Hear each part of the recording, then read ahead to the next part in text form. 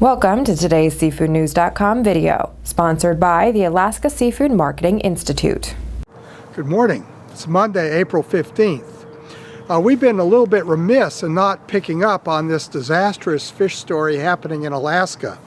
This is the ramifications of the Alaska Legislature rejecting Governor Parnell's nomination of a Bristol Bay fisherman to the Board of Fisheries.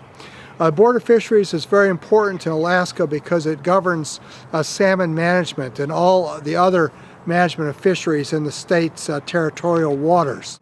What happened is that the legislature defeated the nomination of Vince Webster for a third term on the Board of Fisheries. He is a commercial fisherman from Bristol Bay, and already the Board of Fisheries is heavily tilted towards recreational fishermen in Alaska. His defeat, Parnell nominated 88 people for for various positions in Alaska. 87 of them were confirmed, including several members of the Board of Fish who voted exactly the same way that Webster did. But the problem was that the Kenai River Sportifshing Association mounted a furious kind of under-the-table lobbying campaign against Webster in order to send a message to ADF&amp and also the governor in general. And that message is really a terrible one for Alaska's commercial fisheries.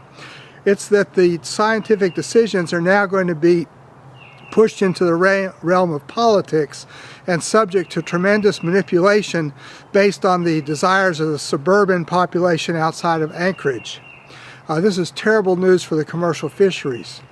There's a lot of problems with king salmon in Alaska, and as the king salmon populations and escapements have been low, particularly on the Yukon River, for example, there's been a lot of controversy about how the ADF&amp has handled salmon escapements and various scientific studies and so forth.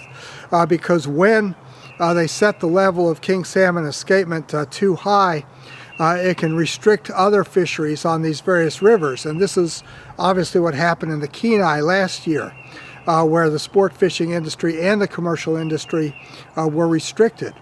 The problem with taking this into the political arena in Alaska in this way is that all sectors normally have to share in the changes that come about as the health of fish populations fluctuates. But as we've seen with halibut and what we're now seeing with king salmon, is the recreational sector seems totally unwilling to go with the ups and downs that happen in a natural population and insist that they be protected and the commercial sector be the one to bear all the burden.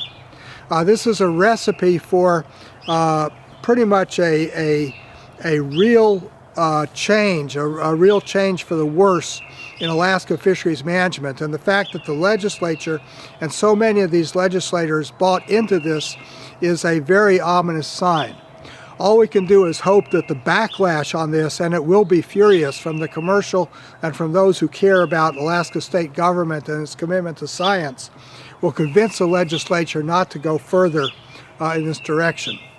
But what happened last week was a travesty and a very dark day for commercial fish management in Alaska. In Lexington, Mass., this is John Sack. Today's SeafoodNews.com video was brought to you by the Alaska Seafood Marketing Institute. Alaska has been protecting wild and sustainable seafood for generations and adheres to the most recognized and internationally accepted set of guidelines written by the United Nations Food and Agriculture Organization. For recipes and additional information, visit wildalaskaflavor.com.